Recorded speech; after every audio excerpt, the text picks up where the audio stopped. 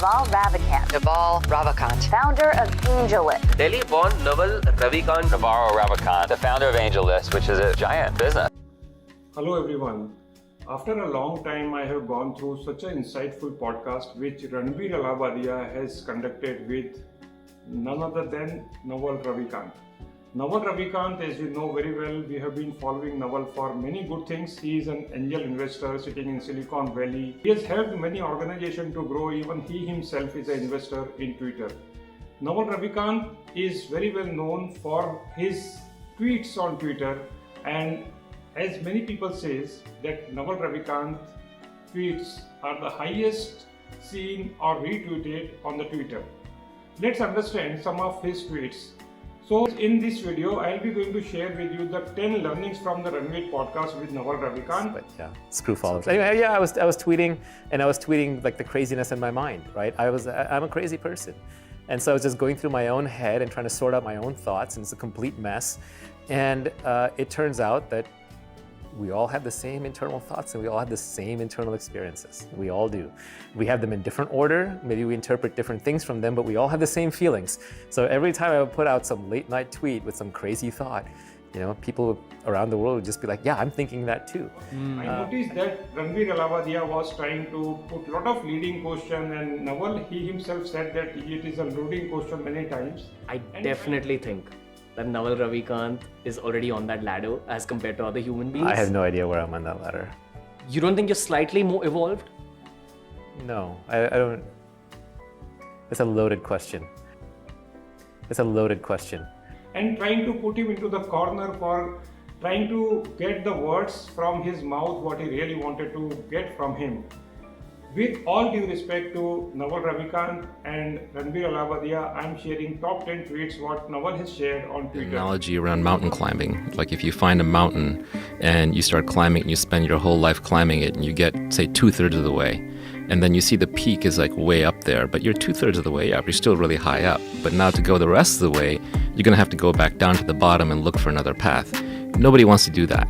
People don't want to start over. Yeah. And it's the nature of later in life that you just don't have the time. So it's very painful to go back down and look for a new path, but that may be the best thing to do. And that's why when you look at the greatest artists and creators, they have this ability to start over that nobody else does. Like Elon will, be called. Number one is life is a single player game. Second one is the quality of your mind is the quality of your life. Third one is my favorite. The measure of wealth is freedom. The measure of health is lightness. The measure of intellect is judgment. The measure of wisdom is silence. And the measure of love is peace. Next one is a fit body, a calm mind, a house full of love. These things cannot be bought. They must be earned. Next, another tweet is choose the non-emotional response to any given situation and see how much easier your life becomes. Another important tweet is how to get rich without lucky. This tweet was the most followed tweet and retweeted on the Twitter. Another one is your trauma creates you.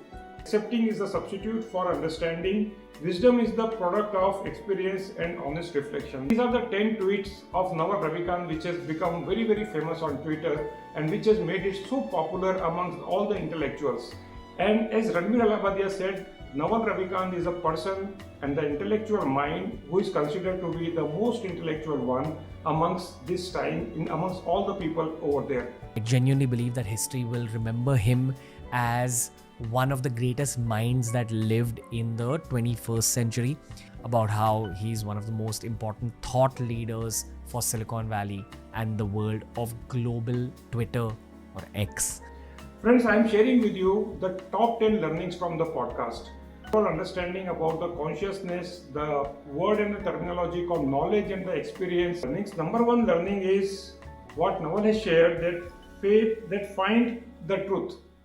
The most important thing, as we know very well, there is no absolute truth. And Naval, he himself has shared that the truth is of three types. There is a smaller truth, there is a bigger truth, and there is a much bigger truth. So friends, one truth can be overruled when another truth comes into the existence. I think just being able to be very particular about what you take in, make sure you truly understand it and that it is true. Truth is the most important thing, because if you're going ahead with falsehoods because they're convenient, you're just going to walk around bumping your head against reality and wondering why it hurts. So it's important to just always look for the truth, figure it out for yourself, make sure it fits into your understanding, be open to revising it because you're always wrong. It's just a question of how wrong you are. And then using that to find the commonalities in life and navigate it. And I think that's why you're better off asking someone like me about very basic things than about very advanced things. As Naval very well shared, there is no single meaning of life. It's a single interpretation of each and every individual. Friends, in the life, we all face different situations. We all have different feelings. We all have different experiences, as well as we all go through the different kind of truth. So this truth is different as compared to other people. Another important point, what I really loved into the podcast, what Naval has shared, that the self-obsession is a root of unhappiness. Me is a disease. It's just a habit I've kind of developed because I found that thinking about yourself is a source of all unhappiness and misery. Really? Yes. Self-obsession is the root of all unhappiness. What did Buddha do? Conquer the self. What does that mean? It means that he saw through the illusion of the separate self. What does that? Did Buddha think about himself? Not for an instant. You know, anyone that you think of as an enlightened being does not think about themselves for an instant. The happiest people in life, when people are at their best, is because they love something more than they love themselves. They love their children, they love God, they love their mission, what have you. And all misery comes from rumination, from sitting around, being depressed, going in circles in your own head about me, me, me. Me is a disease. And you need a concept of a me. Many times this happens that we keep ourselves in the center of discussion, center of decision making, center of liking, disliking, buying, not buying, discussion, and always trying to get favored from others, where he said that the me is a disease. Naval completely discarded, or he completely disagreed on a couple of points. It's been 5 years since that Joe Rogan episode, and we got to know you so deeply then. Yeah. But what's happened in the last 5 years? I don't retrospect on myself. I don't think about myself. That's what's new?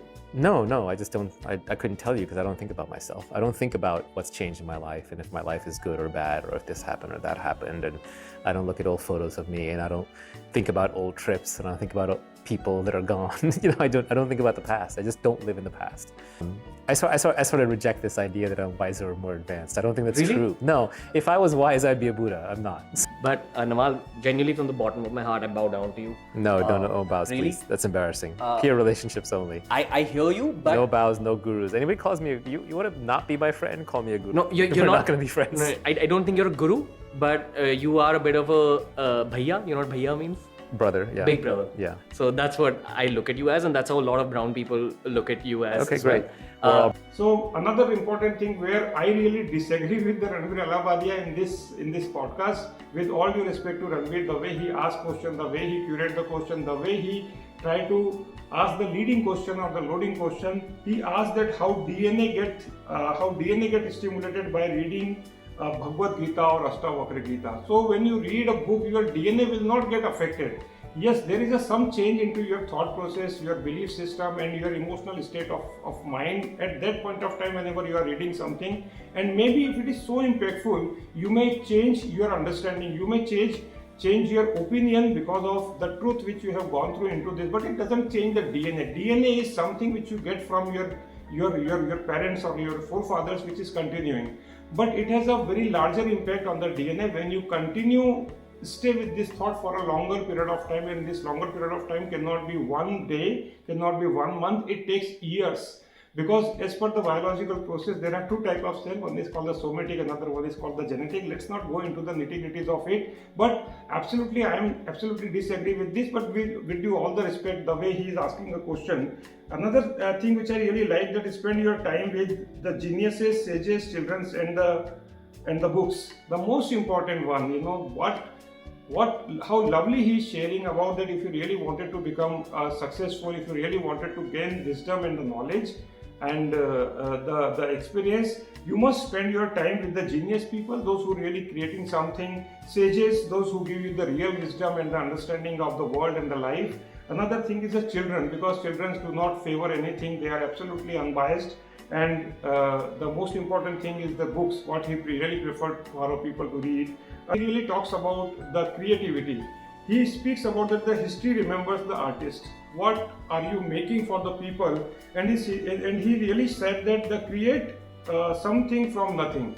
And he really said that how we remember Steve Jobs, how we remember Mark Zuckerberg, and how we remember all the people who created something from nothing. I am not a guru. At the